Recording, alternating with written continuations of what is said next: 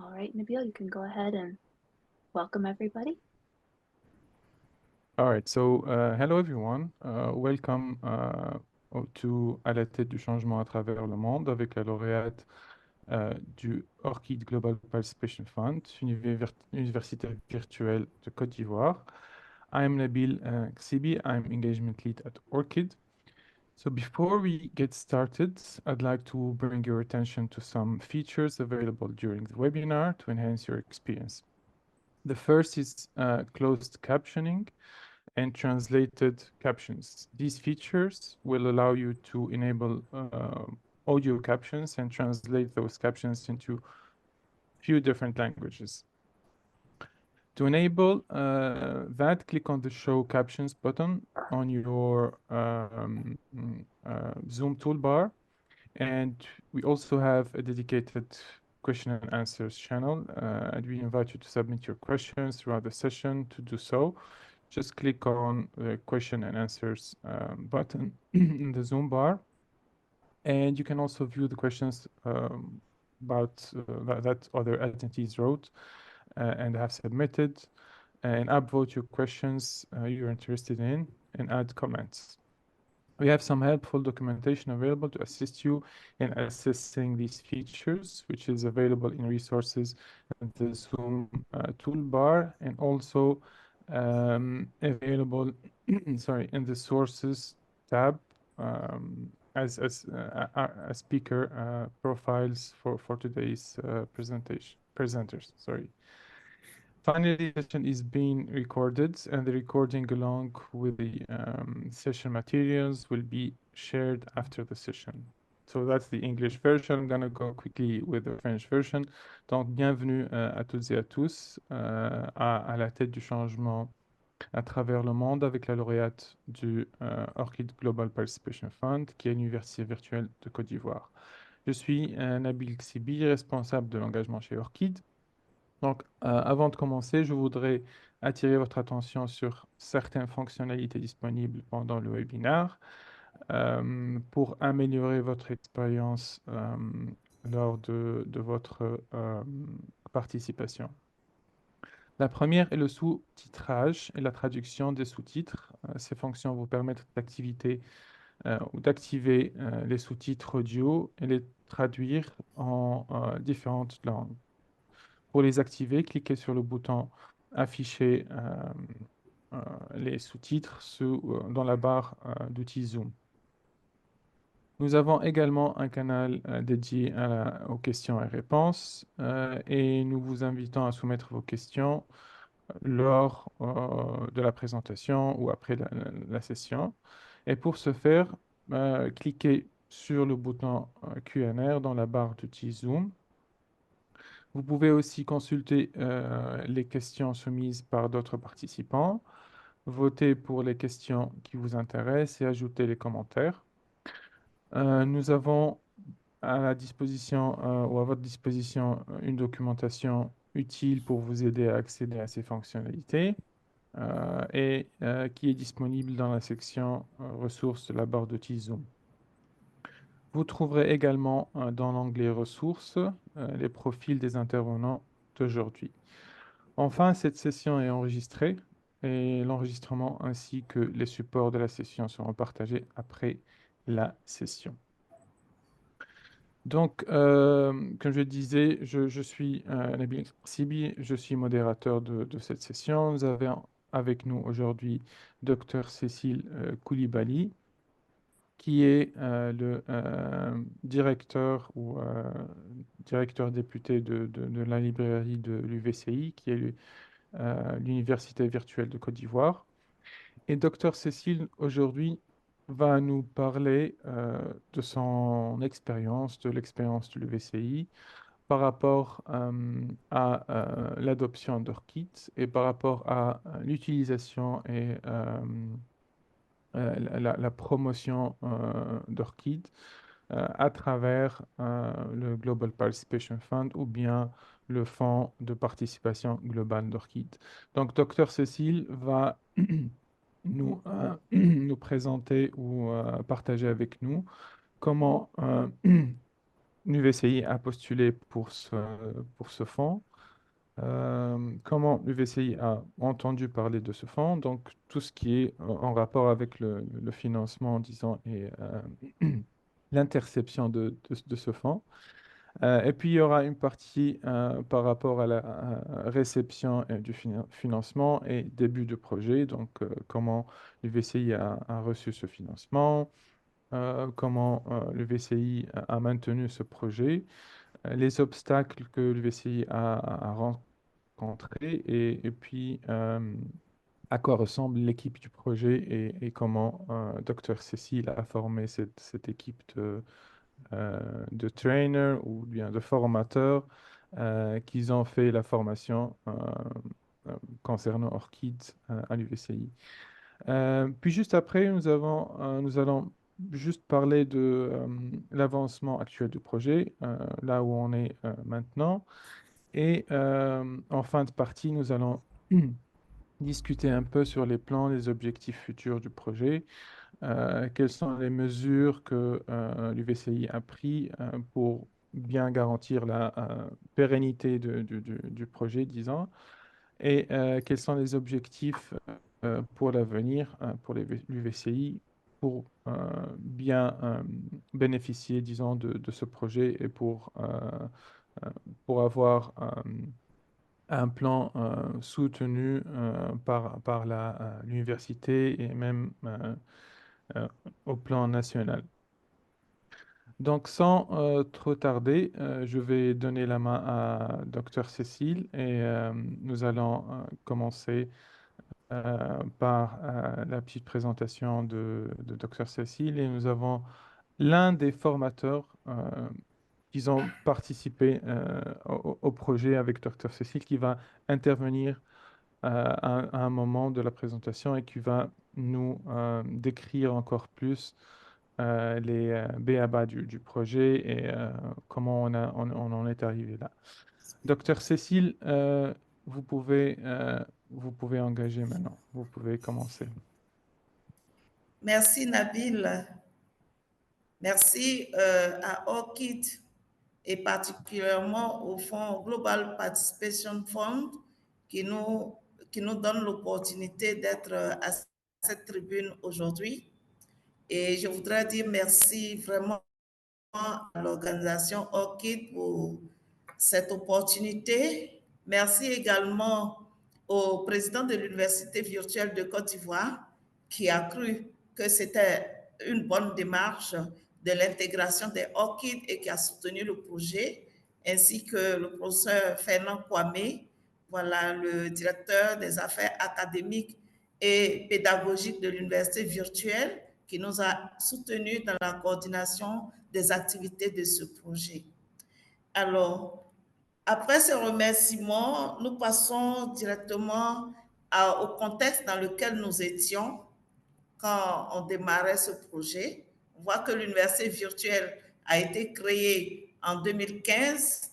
La vision de l'université virtuelle, c'est d'être un établissement dynamique, un moteur de transformation digitale, voilà, dans l'optique de promouvoir la culture numérique. Et parlant de recherche, nous étions confrontés à la faible visibilité, à la faible accessibilité et aux difficultés de réutilisation de la production scientifique, et des communications, la littérature grise, etc.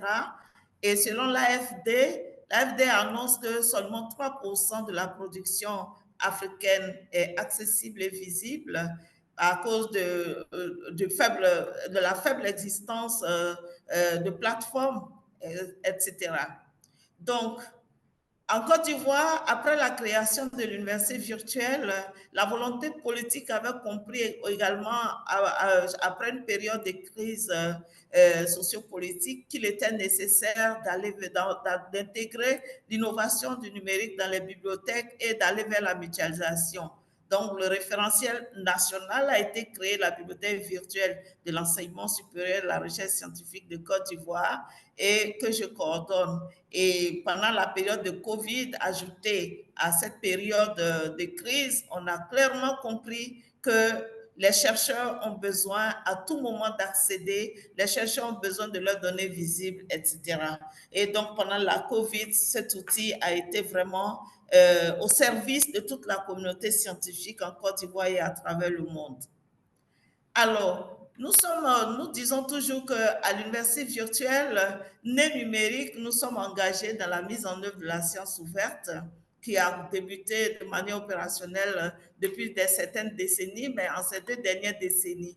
Et par l'outil de la bibliothèque virtuelle, nous essayons de travailler à faire du plaidoyer, à permettre, à faire un genre de campagne de sensibilisation pour montrer l'intérêt du libre accès et de la science ouverte. Et cette image marque un peu le lancement de la bibliothèque virtuelle. C'était en 2016, alors que notre ambassadeur délégué auprès de l'UNESCO actuel était ministre de l'Enseignement supérieur et de la Recherche scientifique de Côte d'Ivoire. OK. Donc, autour de nos activités de promotion du libre accès de la science ouverte, l'idée nous est venue de créer une activité que nous avons appelée Open Access Week, qui nous permet de faire du renforcement de capacités, de négocier des partenaires pour nous permettre de faire de la numérisation. Et donc, tous ces contenus que vous voyez dans la bibliothèque virtuelle, ce n'est pas fini. Nous travaillons à développer ces partenariats avec des partenaires internes comme avec des partenaires externes. Voilà, c'est ce qui nous a permis d'intégrer le réseau LibSense avec le WACREN, de travailler également avec SCA pour le comité, pour le programme Mémoire du Monde, de travailler également avec, en interne avec le COBESI. Et vous pouvez trouver des images de renforcement des capacités des chercheurs, des bibliothécaires, des étudiants, et avec le partenaire EIFL, le programme Open Access de EIFL, nous faisons d'énormes activités. Voilà. OK. Alors, quels sont les défis des chercheurs au moment où nous commencions un peu ce projet? Je l'ai déjà dit, il y avait un réel problème de visibilité, d'accessibilité et réutilisation des publications. Voilà. Et les chercheurs eux-mêmes ont du mal à retrouver les lignes en ligne, à retrouver en ligne leurs propres publications auprès des éditeurs scientifiques. Ensuite, dans les institutions au niveau administratif, il y a d'énormes difficultés pour connaître la production scientifique d'un chercheur. Les nouveaux recrutés aujourd'hui, on est obligé de leur demander de produire des clés USB contenant leur publication pour remédier à cette difficulté. Ensuite, on est face à l'insuffisance de politiques documentaires dans le contexte de la mise en œuvre de la science ouverte. Les dépôts des documents publiés n'est pas systématique. Voilà, ce n'est pas systématique. Certaines institutions essaient de le rendre automatique. Et il y a vraiment un problème de visibilité des articles publiés dans les revues locales au niveau des bibliothèques. D'où le référentiel national. On sent encore qu'il existe pour remédier à certains problèmes, mais il ne contient pas encore l'ensemble de la production scientifique. Donc, quelles solutions pour améliorer la visibilité, l'accessibilité, la réutilisation des publications et des chercheurs eux-mêmes? Ce sont des questions que nous nous posions voilà, avant de commencer et pour cette aventure du projet ORCID. Et nous visions clairement à contribuer au renforcement des politiques d'accès et d'utilisation des résultats de recherche. Je précise qu'à l'université virtuelle voilà, de Côte d'Ivoire, nous avons, pour être le leader, nous avons adopté, signé la politique de la science ouverte de l'université virtuelle de Côte d'Ivoire le 20 avril 2022. Et je crois que c'est la même année que nous avons obtenu voilà, le projet ORCID. Donc, avant la demande de financement, je l'ai dit, nous avons eu l'occasion de rencontrer Nabil à Lagos autour d'un atelier de WACREN, voilà, de la communauté LibSense, et particulièrement coordonné par EcoConnect, qui est le réseau d'éducation et de recherche du Nigeria.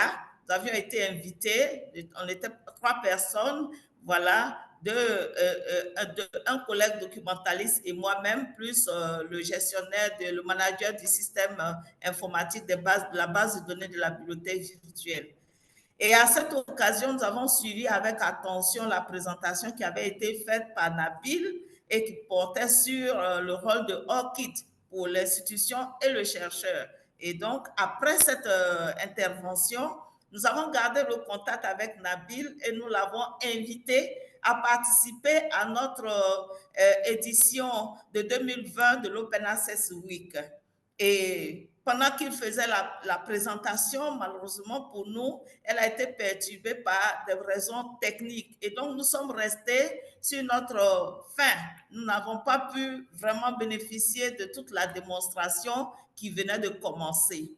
Alors, nous avions remarqué déjà qu'il y avait 130 participants à cette session.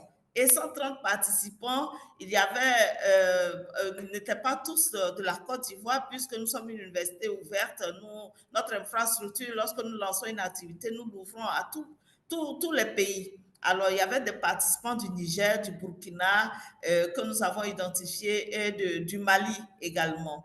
Donc, c'était notre première activité de ORCID, de formation ORCID.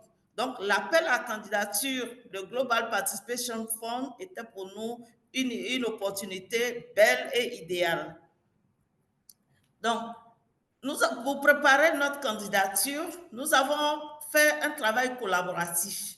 Collaboratif en ce sens que, voilà, l'appel à candidature, je le précise, était en anglais. Et souvent, c'est une barrière pour nos collègues francophones. Voilà. Mais nous, ici, nous avons travaillé de manière collaborative. Nous avons un espace qu'on appelle UVCI English Space. OK?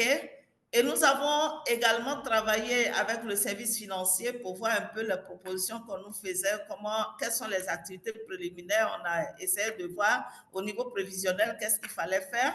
Voilà. Et nous avons également travaillé surtout avec Irina, voilà, Kouchma, coordinatrice du programme Open Access de EIFL. EIFL est partenaire avec notre université parce qu'on voulait trouver les bonnes expressions pour soumettre une bonne candidature.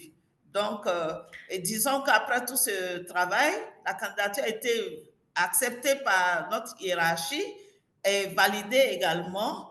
Et je me suis chargée de renseigner le formulaire en ligne en ajoutant toutes les pièces exigées, toutes les pièces jointes exigées. Alors, nous avons été sélectionnés en fin 2022. Et donc, après notre sélection, nous avons encore réfléchi à ce qui était prioritaire comme activité et nous avons structuré la mise en œuvre de notre projet autour de 4 piliers. Le premier pilier pour nous, c'était le renforcement des capacités, étant donné qu'il avait été suspendu quelque part en 2020 quand on travaillait avec Nabil au cours de l'Open Access Week. Donc, pour nous, il fallait prévoir cette fois-ci élargir la vision de renforcement des capacités en associant les autres collègues dans les autres universités. Donc, on avait prévu des ateliers nationaux et des cohortes pour vraiment répandre l'intégration de ORCID au niveau de toutes les institutions. Le deuxième pilier pour nous, c'était la création d'une plateforme. Mais là, nous n'avons pas commencé immédiatement, mais c'était quelque chose qui nous tenait à cœur. Et pour nous, c'était essentiel pour communiquer, pour partager avec tous ceux qui allaient entendre parler du projet, qui allaient être intéressés par une activité quelconque. Ensuite, notre troisième pilier, c'était de faire du plaidoyer, de la sensibilisation. C'est vrai, on n'a pas pris ça comme premier élément, mais c'était par ça qu'il fallait commencer, informer d'abord les gens et puis ensuite sensibiliser, faire vraiment du plaidoyer. Et ensuite, vous voyez la finalité de notre projet, c'est vraiment d'arriver à la mise en œuvre du consortium ORCID Côte d'Ivoire. Alors, donc en 2013, la mise en œuvre commence, en 2023, on commence la mise en œuvre, voilà, du projet. Et par l'information, la sensibilisation, et ensuite, on voit qu'en interne, il y a eu la sensibilisation en Côte d'Ivoire du COBESI, c'est-à-dire c'est le consortium des bibliothèques de l'enseignement supérieur. Il y a une réunion avec les responsables. Il y a une réunion en interne avec l'UREN, c'est-à-dire c'est l'unité de recherche et d'expertise numérique de l'université virtuelle. Voilà, il fallait commencer par soi-même et ensuite constituer l'équipe, et nous avons commencé la formation des membres de l'équipe. Ensuite, l'organisation du premier atelier, qui était un atelier de lancement officiel et de renforcement des capacités des formateurs. C'était en juin. Donc, c'était 2 ateliers cumulés, la formation de l'équipe des formateurs et ensuite la formation des points focaux qui étaient venus de plus d'une dizaine d'institutions. Et donc, après cet atelier qui a vraiment lancé le projet au niveau national, nous avons, et la deuxième étape de notre projet, c'est de renforcement des capacités, c'était de lancer les cohortes de formation comme prévu dans notre projet. Et nous avons lancé ces cohortes-là en octobre 2023, le 19 octobre 2023, avec les chercheurs de l'université virtuelle. Malheureusement, comme grosse contrainte, nous avons été confrontés à l'événement culturel, national et je peux dire mondial, la Cannes. Voilà, et ça a changé beaucoup de programmes au niveau de nos institutions, en particulier à l'université virtuelle, où les leaders étaient tous en faveur de la promotion de cet événement. Il fallait créer des activités pour mobiliser toute la nation. Et donc, ça, notre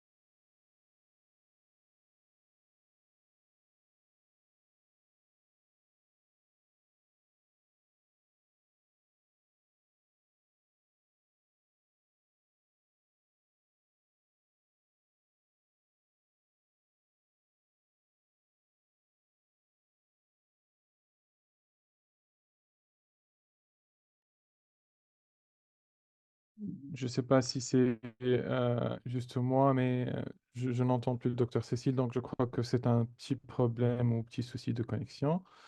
Nous allons attendre un tout petit peu que docteur Cécile se reconnecte. Mais sinon, voilà, merci pour votre patience. C'était très, très intéressant d'entendre docteur Cécile parler justement du projet GPF.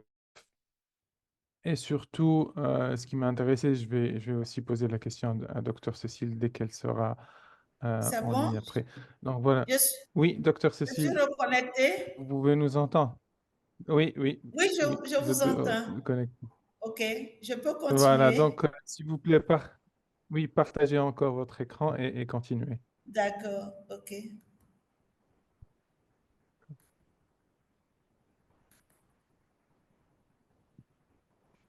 C'est bon? Ouais, ouais, ouais, excellent. OK. OK, c'est bon. Je crois que j'étais ici au niveau du temps additionnel parce qu'il était clair qu'une année pour mettre en œuvre le projet que nous avons soumis, ce n'était pas suffisant pour notre vision d'implémentation du projet. Donc, vous voyez que nous avons poursuivi dans la formation des cohortes, on a mis en place une plateforme pour que les gens puissent s'informer sur le projet, mais également s'inscrire pour participer aux cohortes. OK. Et nous avons organisé jusqu'à 8 cohortes. J'appelle la cohorte 0 parce que c'était la cohorte du lancement qui était basée sur les chercheurs de l'UREN, de l'unité de recherche et d'expertise numérique de l'université virtuelle elle-même, où vous pouvez voir les différentes statistiques. Il y a eu des périodes vraiment de demande assez hautes. Mais les contraintes que nous avions rencontrées, c'est vraiment les contraintes, les problèmes de connexion qui étaient récurrents bizarrement à cette époque-là.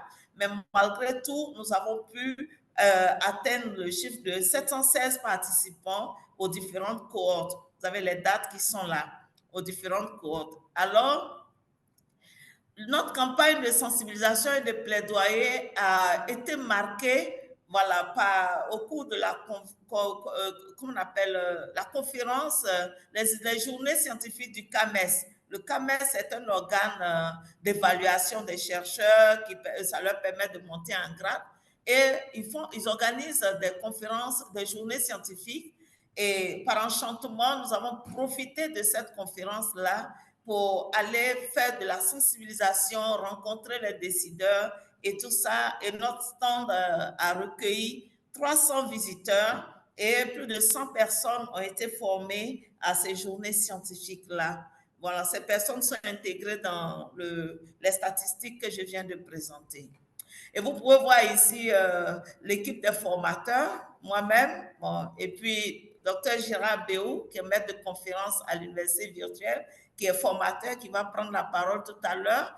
Vous voyez l'équipe de UVCI en action pour former les chercheurs aux journées scientifiques.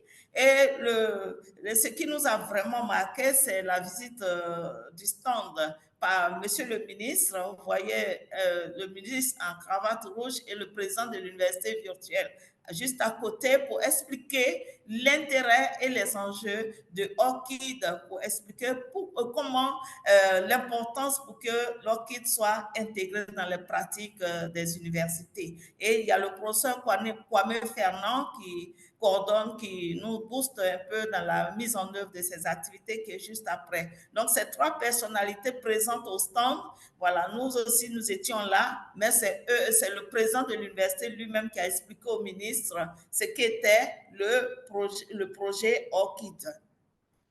Alors, vous voyez que l'équipe constituée est venue progressivement, voilà, au niveau des participants. Il y avait le superviseur qui est le professeur Fernand et moi-même coordonnant toutes les activités. Et les trois formateurs, ce sont des formateurs qui ont suivi les activités et qui ont été intéressés, que nous avons intégrés dans l'équipe. Moi-même, plus deux autres enseignants-chercheurs, dont Dr Gérard, qui va prendre la parole tout à l'heure.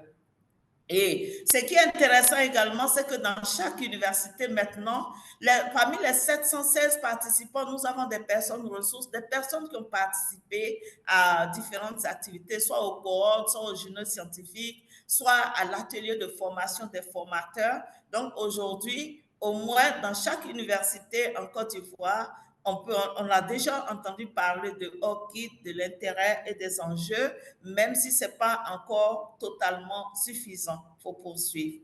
Donc, au jour d'aujourd'hui, nous pensons avoir réalisé le projet à 70%. L'activité qui reste est la mise en place du consortium qui est prévu au mois de novembre et le rapport final, bien sûr, mais la sensibilisation et les plaidoyers se poursuivent.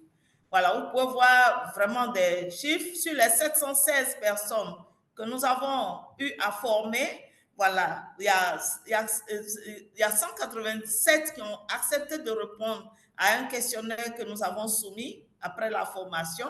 Donc, nous avons remarqué qu'il y a 90% qui sont issus de 13 institutions universitaires ivoiriennes et les 10% sont des participants du Burkina, de Madagascar, du Niger, etc.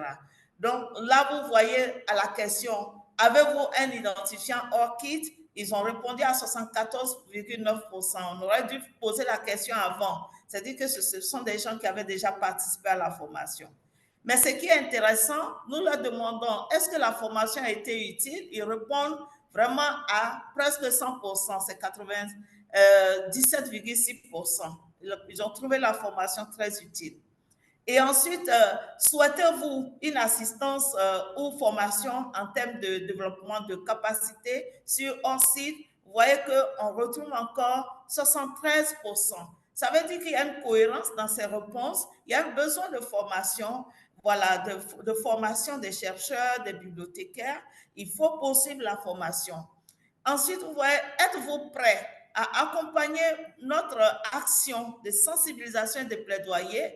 Ils ont répondu à 96% parce qu'ils ont trouvé que c'était intéressant, il ne fallait pas s'arrêter. Et donc, nous réfléchissons avec eux à comment continuer le projet. Donc, en termes de résultats, voilà les points qui nous ont satisfaits personnellement. L'auto-formation, parce que les documents étaient tous en anglais. Pour parler devant tes collègues et tes pairs, il faut vraiment t'approprier la chose. Et le projet m'a forcé vraiment à me former, à exploiter tous les documents en anglais qui m'étaient parvenus et à pouvoir créer les modules de formation, à former les formateurs et eux aussi à leur permettre de s'approprier pour devenir des formateurs eux-mêmes, voilà, en partie. Et la méthodologie était simple, mais adaptée aux besoins et aux préoccupations des chercheurs. Il s'agissait d'abord de leur expliquer quel intérêt et quel enjeu pour ORCID, pour un chercheur et pour une institution. Après cette explication, de permettre aux chercheurs eux-mêmes, parce que nous avons découvert qu'ils ont des ORCID, les images, les graphiques montrés montrent qu'ils ont des ORCID. Ils ont dû créer un ORCID pour une circonstance de publication, etc., mais il n'y avait rien sur leur page ORCID. Donc, on faisait une recherche par les noms et on les poussait eux-mêmes à faire cette recherche pour voir s'ils avaient un compte ORCID. Certains avaient oublié. Et quand ils retrouvaient, on continuait les exercices pratiques avec eux pour savoir alimenter, mettre à jour et utiliser. Pour ceux qui n'avaient pas du tout de compte ORCID, on leur permettait de pratiquer eux-mêmes comment créer le compte pendant les sessions de formation, pendant les cohortes. Donc, pour nous, vraiment, ça a été un temps d'échange fructueux avec tous ceux qui ont participé à ces cohortes et à ces formations. Il y avait ensuite, vous avez vu que la campagne de sensibilisation, au cours des journées scientifiques, il y avait le ministre qui a visité notre stand et c'est notre président d'université lui-même qui a expliqué au ministre l'intérêt du projet et il l'a même intégré dans son agenda, dans ses missions et il a commencé, je crois que l'université Jean-Laurent-Guédé a déjà reçu cette mission avec un ensemble d'éléments de collaboration avec l'UVCI, mais qui intègre le projet ORCID. Ensuite, satisfait de la formation des cohortes, nous l'avons dit, et nous pouvons donner la parole à notre collègue Gérard Béou avant de vous présenter la suite des points qui sont les perspectives. Docteur Gérard, vous avez la parole. D'accord.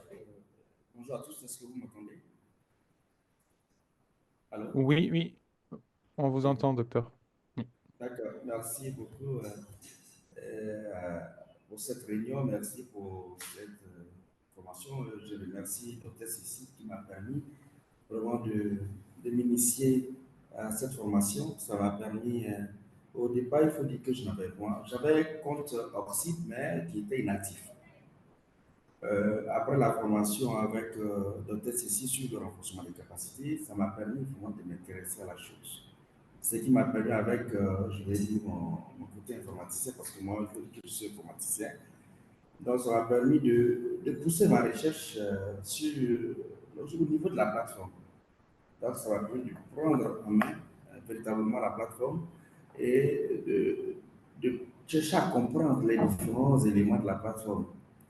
Donc, à l'issue de cette formation, à l'issue de cet effort, ça m'a permis d'avoir vraiment une idée globale, une idée générale sur tout ce qui constitue la plateforme.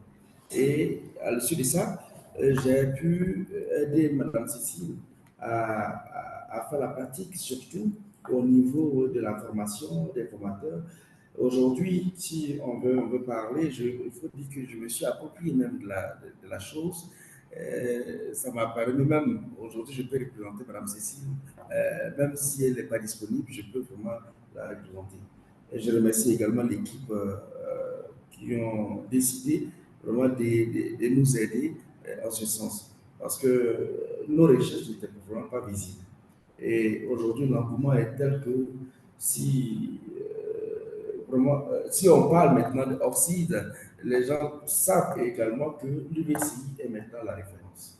mettre la référence. Donc, on nous invite un peu partout pour faire ce qu'il y a à faire, surtout au niveau de la pratique, pour l'alimentation de la plateforme, l'alimentation au niveau, la recherche au niveau des différentes bases d'indexation qui existent, tout et tout. Vraiment, on peut vraiment les aider en ce sens. Je pense que je ne vais pas trop m'attarder. Je remercie encore une fois de plus Mme Cécile pour tout ce qu'elle fait pour le bonheur de la recherche. Merci beaucoup. Merci, Dr Gérard. Je précise encore que Dr Gérard est maître de conférence des universités du CAMES. Et vraiment, comme il l'a dit lui-même, il s'est intéressé à la chose et il s'est laissé former pour devenir lui-même formateur également.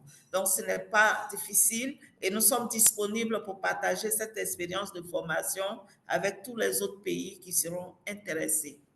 Alors, quelles sont nos perspectives? Voilà. Donc, nous avons dit tout à l'heure que le projet est réalisé à 70%. Et voilà, vous pouvez constater qu'il ne reste que la mise en place du consortium. Avec tous les contacts que nous avons déjà dans les autres universités, nous pensons que ça ne sera qu'une formalité en novembre 2024. Parce que le président lui-même s'est lancé dans le plaidoyer auprès de ses homologues présidents d'université. Donc, notre projet va connaître une phase 2 et donc il sera question, peut-être au cours de l'atelier prochain, d'élaborer un plan d'action, de lancer le portail officiel, le portail des identifiants persistants en Côte d'Ivoire. Et pendant que nous y pensons, voilà, comme nous avons beaucoup d'activités de mise en œuvre de la science ouverte, je pense que le président de l'université pense qu'on fera un portail de la science ouverte au-delà du portail simple des identifiants persistants. Ensuite, nous allons travailler au développement de la collaboration et du réseautage qui existe déjà. En Côte d'Ivoire, j'ai cité, on a travaillé vraiment avec des représentants de toutes les universités publiques en Côte d'Ivoire et nous allons poursuivre en interne à l'université virtuelle avec le consortium des bibliothèques de l'enseignement supérieur, avec le groupe de personnes ressources constituées au cours des activités de formation des formateurs, des cohortes, etc. Nous avons tous ces contacts. Et mieux, il y a un groupe de personnes qui s'est porté volontaire pour continuer le plaidoyer en sollicitant notre appui pour pouvoir continuer ce plaidoyer. Au niveau international, vous le constatez, nous sommes très intégrés dans l'Ipsen's Connect. AIFL, nous sommes partenaires, nous sommes membres de AIFL, le consortium des bibliothèques. Voilà, un membre de AIFL. Ensuite, avec Itoka, pendant la formation, nous avons pris contact. Nous attendons toujours de collaborer pour je précise que je suis également formateur de Research for Life. Et puis, avec l'African Open Science Platform, je pense que WACREN, OSP, nous essayons de nous convaincre nous-mêmes de l'intérêt de l'intégration des identifiants persistants, ORCID, DOI, et puis, etc. Voilà, donc nous sommes en contact avec EcoConnect. Et puis, dans la continuité du projet pour la mise en place, nous avons également pris contact avec le consortium, d'autres consortiums, et celui du Canada. Nous avons un webinaire très enrichissant. Nous comptons continuer à explorer cette piste-là. Alors, nous recherchons également, c'est bien, nous envisageons une phase 2 du projet, mais ici, on sait très bien que c'est les finances qui permettent d'avancer. Donc, nous recherchons tout partenaire financier qui peut nous aider à booster encore cette étape 2, parce que pour nous, l'étape 2, c'est d'aboutir à l'objectif en Côte d'Ivoire, un chercheur, un identifiant ORCID. Parce que nous voulons que tous nos chercheurs parviennent à cela. Et c'est ce que, d'ailleurs, le président de l'université a expliqué, qui a amené le ministre à comprendre que nous devons atteindre cette finalité, un chercheur, un identifiant ORCID. Alors, pour voir une image de cette collaboration en octobre 2023, où je participe au webinaire series de Afrique Active. Donc, ça veut dire que nous sommes déjà en parfaite collaboration avec ON au Nigeria, surtout avec EcoConnect. Nous travaillons beaucoup au sein du WACREN.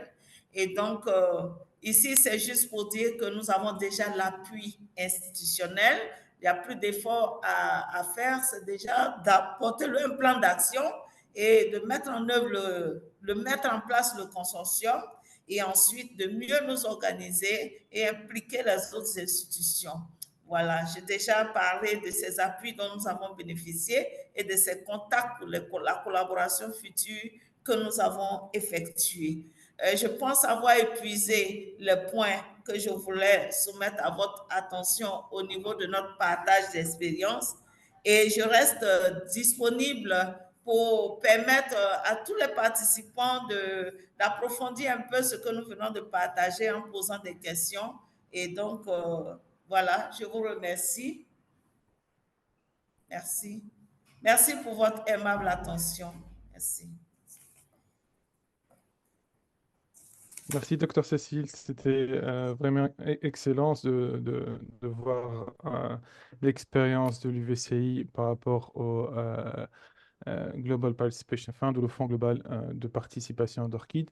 Donc, je ne vois pas de questions, mais je vais essayer d'attendre un peu en espérant que l'un des participants pose une question. Et vraiment, vous pouvez poser n'importe quelle question hein, par rapport aux technicalités d'Orchid, par rapport à la présentation de Dr Cécile, par rapport à l'adoption d'Orchid. Si vous êtes en dehors du Côte d'Ivoire, si vous êtes au Burkina, au Mali ou au Niger, n'hésitez pas à poser n'importe quelle question concernant Orchid, concernant l'expérience de l'UVCI qui est très enrichissante euh, euh, par rapport à la promotion d'Orchid. Sinon, j'ai quelques questions que je réserve après, après un petit moment d'attente en espérant que quelqu'un pose une question. Donc, vous pouvez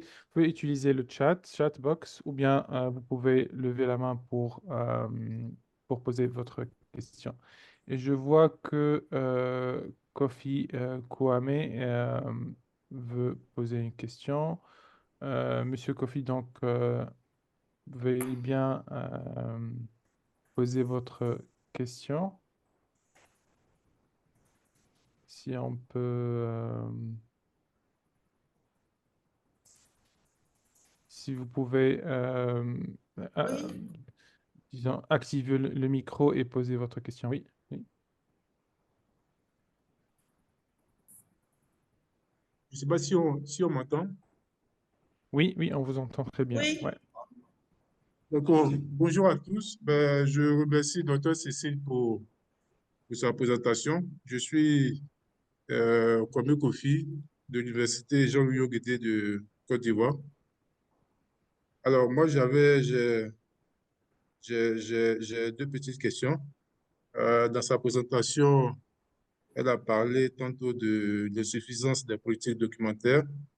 Et je voulais savoir un peu par rapport à son expérience, comment est-ce qu'elle explique cette insuffisance-là des politiques documentaires. Ça, c'est la première question. La deuxième question, je voulais savoir, elle a fait une brève démonstration de comment elle a mis en œuvre le projet. Je voulais savoir comment est-ce qu'elle a eu connaissance, par exemple, de l'existence de ce projet-là, pour que les autres aussi puissent effectivement pouvoir bénéficier aussi lorsque l'opportunité se présentera. Merci.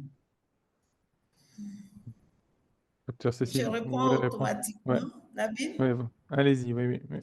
Ok, d'accord. Ok, merci, docteur Kofi Kwame, voilà, cher collègue de l'Université Jean-Laurent Guédé de Daloa. Voilà, je crois que tu as raison. Je pense que je partage toutes les informations que je reçois de l'IPSENS dans le groupe WhatsApp que nous avons créé. Je partage les opportunités. Je partage également au sein de les opportunités au sein de, comment on appelle, du groupe COBESI que nous avons créé à chaque fois que je vois les opportunités. Et là, je voudrais te rassurer que la prochaine étape, si je reçois l'information, parce que je l'ai reçue dans le réseau LipSense du WACREN, et c'est là que je l'ai partagé. Parfois, je vous invite aussi à regarder tout ce que je partage. Ce n'est pas à tout moment que je fais un commentaire. Bon, je pense aussi qu'il faut être un peu regardant. Ensuite, deuxièmement, au niveau des politiques d'accès à l'information en Côte d'Ivoire, nous le savons tous, nos bibliothèques ne regorgent pas de budget et parfois les documents qui sont disponibles quand je dis de budget, c'est de budget suffisant pour acquérir de nouveaux documents, etc. Et parfois, quand je me réfère au projet de la bibliothèque virtuelle que je coordonne, quand je regarde un peu comment nous évoluons, il est difficile même de connaître la production scientifique qui existe dans nos bibliothèques. Donc, il y a vraiment du travail à faire à ce niveau. Alors qu'aujourd'hui, pour permettre aux enseignants-chercheurs d'alimenter leur ORCID, de donner de la visibilité à leurs travaux, à leurs résultats de recherche, il faut qu'on puisse avoir un lien d'accès à ces documents-là. Donc, c'est en cela que je parle d'insuffisance des politiques documentaires. Et il y a bien d'autres éléments qu'on pourrait énumérer. Mais en lien avec le projet ORCID, il y a une insuffisance des politiques documentaires, en ce sens qu'on est encore loin de la digitalisation, de l'accès visible. Les bases de données peuvent être mises à jour, ne serait-ce que pour donner accès aux métadonnées pour qu'on sache que les documents existent. Et tout cela peut figurer sur le compte ORCID d'un chercheur qui peut se prévaloir d'avoir l'ensemble de ses productions scientifiques sur sa page ORCID. Donc, ce sont autant de freins qui existent encore et ensemble, nous allons réfléchir au niveau du consortium des bibliothèques de l'enseignement supérieur pour voir comment travailler à réduire cet écart, cette difficulté d'accès à l'information. Merci. Merci, docteur Cécile. Donc, j'espère que c'était clair par rapport à la politique de sciences ouvertes et par rapport à l'engagement de l'UVCI et de docteur Cécile personnellement dans le leadership, si on peut le dire, ou bien à prendre de l'avance concernant la, la- la- la politique d'Orchid et des identifiants persistants. Je vois que nous avons une deuxième question de la part de Ngolo Aboudou Soro. Donc, si vous pouvez désactiver ou activer votre micro et poser votre question, nous pouvons répondre tout de suite. Oui, allô? Oui, allô? Oui, Vous m'entendez? oui, on vous professeur. entend très bien. Oui, en tout cas, je tiens à féliciter Dr Cécile pour sa présentation. Et j'ai un souci quand, sur ma page ORCID, quand j'essaie de renseigner une décoration, ça apparaît comme un emploi. Donc, je n'arrive pas à faire la différence entre les emplois et les décorations. Donc, je ne sais pas comment elle peut m'aider à corriger cette partie-là. OK. Merci, professeur. Nous allons prendre contact avec vous. Je précise que professeur Soro Ngolo Aboudou est le secrétaire général de la Commission nationale UNESCO en Côte d'Ivoire. Nous collaborons beaucoup avec eux et donc je crois qu'ils nous soutiennent beaucoup dans la mise en œuvre de nos activités de sciences ouvertes. Ils sont beaucoup intéressés par tout ce que nous faisons. Donc, nous allons prendre contact avec lui et nous allons aider à débloquer cette situation qui est pratique. Voilà. Merci beaucoup, merci. Et félicitations encore à toi. Merci, professeur. Merci. Excellent. Non, c'est excellent de voir cette ambiance chaleureuse entre universités et de la part d'un représentant de l'UNESCO. Sachant que voilà, il y a eu une petite inclusion d'ORCID et des DOI dans les disons, Open Science Outlook ou les exemples d'Open Science et les bonnes pratiques qui a été publiées par l'UNESCO. Je crois que je peux mettre le lien ici pour tout le monde. Il y a eu aussi une version en français. Donc, si vous allez sur ce lien, ou bien je dois le partager avec tout le monde. Donc, ouais, voilà. Donc, il y a l'Open Science Outlook. Oui, Kimberly l'a bien partagé maintenant. D'accord. Là où il y a plusieurs expériences et vraiment, on peut voir comment ORCID est cité ou bien est mentionné par l'UNESCO dans dans ce rapport. Donc, il y a une autre question de la part d'Amina Sorou pour Dr Cécile. Donc, Oui. qui dit merci pour la présentation. S'il vous plaît, en résumé, pouvez-vous, s'il vous plaît, nous donner des points forts montrant l'intérêt du système ORCID pour le chercheur? La question. Ok. Donc, les points forts euh, montrant l'intérêt du système ORCID pour le chercheur. Je crois que vous l'avez bien expliqué, docteur Cécile, mais Ok. si vous pouvez Merci. brièvement, oui, nous décrire ça. D'accord, merci, merci Nabil. Le point fort aujourd'hui, qui permet à un chercheur de s'identifier dans le monde de la recherche.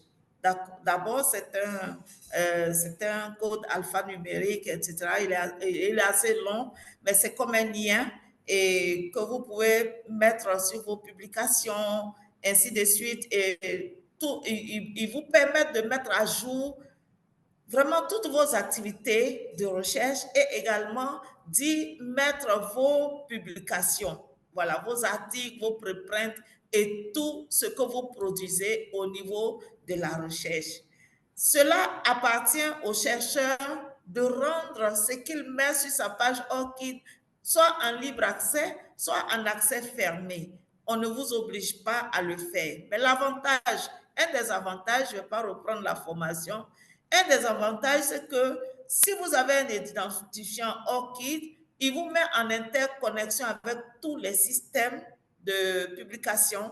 Tout à l'heure, Nabil a parlé de DOI. Voilà, aujourd'hui, de plus en plus, on demande que les articles portent un DOI. Si vous entrez une fois un article, vous vous connectez en mettant sur votre page ORCID, vous ajoutez un DOI, il y a une interconnexion qui se fait automatiquement, vous n'avez pas besoin de saisir manuellement. Donc, il y a parfois ceux qui créent un compte ORCID et qui publient des articles qui ont des DOI, ils vont se rendre compte que sur leur page ORCID, les articles viennent se positionner de manière automatisée. Mais si vous n'avez pas de compte ORCID, cela ne se produit pas. Donc, la mise à jour de la plateforme est parfois facilitée par cette interconnexion entre le chercheur et ses publications. Mais c'est lui qui d'abord crée le premier acte pour que cette interconnexion automatisée puisse se produire à l'avenir. Aujourd'hui, quand vous avez un identifiant ORCID, tout ce que vous mettez sur votre page, lorsque les gens font des recherches dans les bases, dans les moteurs de recherche scientifique, ils sont capables de retrouver vos données que vous avez sur votre page ORCID. C'est un ORCID permet l'ouverture dans le monde de la recherche scientifique. Et aujourd'hui, nous cherchons à nous donner de la visibilité. Donc, l'identifiant ORCID est par excellence un identifiant qui vous donne de la visibilité, qui est capable de vous permettre de vous connecter à d'autres plateformes, mais également de travailler avec d'autres collaborateurs. Voilà, je vais m'arrêter là parce que pour ne pas monopoliser la parole. Merci. Non, c'est excellent, docteur Cécile. Et j'aime bien la dernière phrase ou bien la dernière citation. Un ORCID vous permet de vous connecter et d'augmenter votre visibilité concernant votre recherche ou bien concernant euh, vos projets ou bien votre participation au sein de votre université. Oui. Nous avons Nabil, une je autre voulais main levée. ajouter, Nabil, pardon, Oui, je oui, voulais ajouter oui. qu'on a un problème, je l'ai dit dans la présentation, nous avons un souci dans nos administrations. Les chercheurs, on ne peut pas savoir combien de publications ils ont. Et la petite expérience de formation que nous avons faite, nous nous sommes rendus compte qu'on peut même trouver les ORCID de tous les chercheurs dans une université. C'est une question de recherche sur la plateforme. tout. Donc, le ORCID apporte également quelque chose aux institutions et c'est en cela que nous voulons que toutes les institutions universitaires s'engagent dans le consortium pour qu'on puisse partager tous ces services et partager nos expériences et aller de l'avant dans l'amélioration de la visibilité des chercheurs et des résultats de recherche. Merci. C'est cela que je voulais ajouter. Merci. Exactement, exactement, non, tout à fait. Et je partage aussi votre point de vue là-dessus. Donc, c'est un effort collectif, c'est quelque chose qui va partir de l'institution, mais aussi partir du chercheur en lui-même. Donc, aller vers l'information et comprendre mieux comment utiliser ces systèmes-là. Donc, nous avons une deuxième question, ou une troisième question, pardon, de la part de Mambé Auguste Denise Boy. Donc, si vous voulez activer votre micro et poser votre question.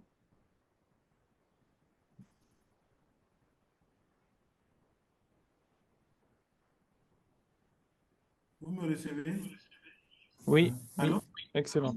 Oui, D'accord. oui, oui. Oui, merci beaucoup. Je tiens à remercier, je suis Boye Mambé, professeur Boye Mambé Auguste Denise de l'Université Jean-Laurent Guédé. Vous m'entendez? Oui, Oui, parfaitement. oui, on vous Ok, entend. Oui. d'accord, merci. Alors, je tiens à remercier le docteur Cécile vraiment pour sa brillante présentation, hein, et également vous, monsieur Nabil. Merci pour la coopération. Je remercie vraiment docteur Cécile parce que c'est grâce à elle que je me suis intéressé à l'identifiant ORCID. C'est vrai, j'ai fait la recherche, mais je n'étais pas trop connecté à cet identifiant. Et grâce aux différentes formations par les cohortes, voilà, je me suis vraiment intéressé. Et de plus en plus intéressé, j'ai commencé à la suivre. Donc, chaque fois qu'il y a une formation qui est présentée par Dr. Cécile ou son équipe, en tout cas, je fais l'effort d'être présent. Alors, par rapport à la présentation d'aujourd'hui, je voudrais demander, c'est vrai que l'identifiant hors site améliore notre visibilité, vraiment, ça, je suis d'accord avec, et puis permet de voir ce que les autres chercheurs font.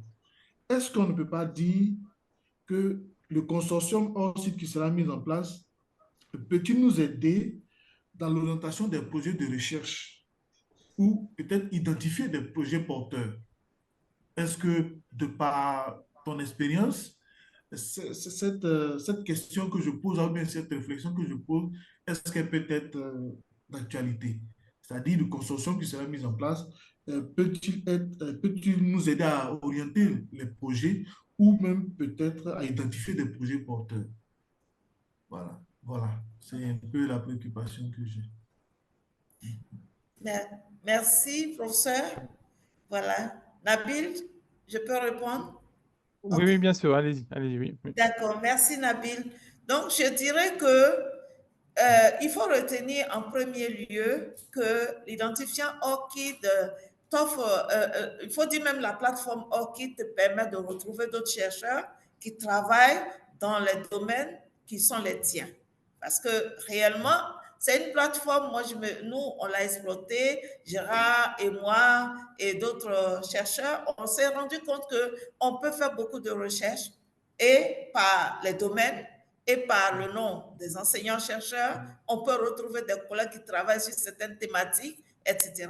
Donc, à partir du moment où cette plateforme te permet de trouver certaines thématiques, ça veut dire que déjà tu peux te mettre en interconnexion avec des chercheurs qui travaillent sur des domaines porteurs. Et le fait d'avoir accès, sans pouvoir modifier leurs paramètres ni leurs données déjà, à leur page ORCID, tu peux voir ce qu'ils publient, tu peux voir ce qu'ils ont déjà réalisé comme activité et tu peux te mettre en rapport avec eux. À partir des identifiants ORCID et des comptes ORCID des chercheurs, ils peuvent tous se créer des collaborations, voilà, sur des domaines spécifiques. On peut être aujourd'hui au Burkina, on peut être aux États-Unis, on peut être au Mali, on peut être au Sénégal, on peut être en Côte d'Ivoire, mais par rapport à notre affinité, on peut ensemble constituer une équipe parce qu'on travaille sur le même domaine. Il y a d'autres réalités, mais je préfère m'arrêter là parce que le temps est limité. Merci. Excellent. Merci, Dr Cécile, et merci pour votre question. Je crois qu'on est à l'heure, donc on ne va pas trop tarder pour les participants, à moins que vous voulez rester, hein, c'est votre choix. Mais c'était vraiment une excellente session. Je vous remercie infiniment, Dr Cécile et Dr Gérard. C'était très, très enrichissant d'entendre cette expérience de l'UVCI. Et c'est aussi très intéressant d'entendre que vous, en tant qu'UVCI, en tant que Dr Cécile, en tant que formateur euh, et bénéficiaire du projet ou du Global Participation Fund, vous pensez à partager votre savoir avec les universités voisines, avec d'autres pays comme le Sénégal, le Burkina, le Mali. Et je voudrais dire que Orchid est là, donc nous sommes très heureux de cette participation, nous sommes très heureux de collaborer avec vous. Si vous voulez, on peut aussi continuer à construire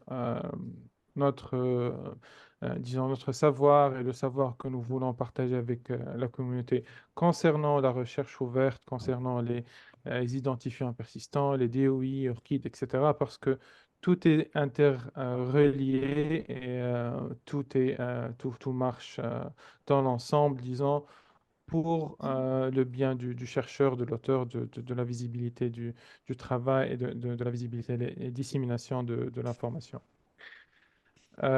Donc, sans trop tarder, Dr Cécile, est-ce que vous avez des derniers mots à partager avec nos participants ou avec nous? Ouais, je réitère mes remerciements pour tous les participants qui nous ont suivis en précisant que l'équipe des formateurs de l'université virtuelle se tient entièrement à leur disposition. Nous essaierons d'apporter, de partager nos connaissances si elles sont utiles à leur institution, à leur pays. Également, merci à ORCID en tant qu'organisation et à tous ceux qui nous ont accompagnés et qui continueront de nous accompagner pour progresser dans cette expérience enrichissante de l'intégration des ORCID IT, voilà, dans la recherche. Et je pense à l'OMBE que je n'avais pas vu au début, mais pourtant qui a été la cheville ouvrière avec laquelle nous avons programmé de nombreuses réunions de synthèse, de réorientation, etc. Merci également à Nabil, qui a été le précurseur de cette expérience et aujourd'hui, elle est devenue une réalité. Et merci à Kimberly et à tout le monde, tous ceux qui sont à ORCID, en espérant qu'on ne nous laisse pas sur le terrain, on nous accompagne toujours pour aller de l'avant. Merci. Merci bien, Merci Dr. également Cécile, à Gérard, qui est juste à côté, voilà, et qui un vous grand dit merci. merci. Voilà. Un grand merci à Dr Gérard. Donc, voilà, comme Dr Cécile l'a expliqué, Lambetembo est notre manager de fonds Orchid. Donc, elle est la ressource à voir si vous avez des questions concernant les fonds d'Orchid. Mais comme on l'a dit au début de cette session, nous allons partager avec vous toutes les ressources, la présentation de Dr Cécile, les quelques emails qui peuvent être utiles et bénéfiques pour vous. Donc, si vous avez des questions concernant Orchid, concernant l'expérience de l'UVCI, n'hésitez pas à nous écrire. Nous allons partager avec vous toutes les informations liées à ce Global Participation Fund ou bien à l'UVCI. Encore une fois, merci infiniment pour votre attention et à la prochaine fois. Merci. Au revoir. Merci. Au revoir. Bye.